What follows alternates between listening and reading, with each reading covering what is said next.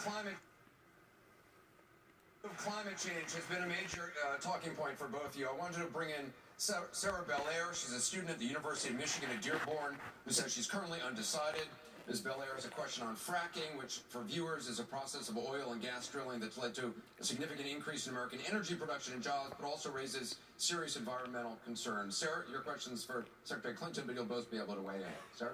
Fracking can lead to environmental pollution, including, but not limited to, the contamination of a water supply.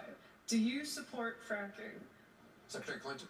You know, I don't support it when any locality or any state is against it, number one.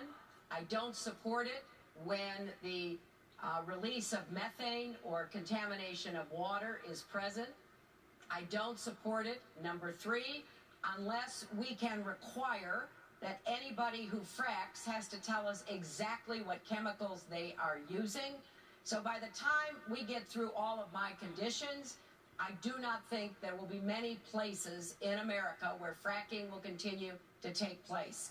And I think that's the best approach, because right now there are places where fracking is going on that are not sufficiently regulated. So first we've got to regulate everything that is currently underway, and we have to have a system in place that prevents further fracking unless conditions like the ones that I just mentioned are met. Senator Sanders, My answer is a lot shorter.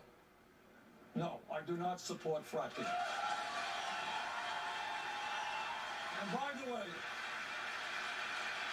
way, Anderson, I'm glad you raised the issue of climate change, because media doesn't talk enough about what the scientists are telling us, and that is if we don't get our act together,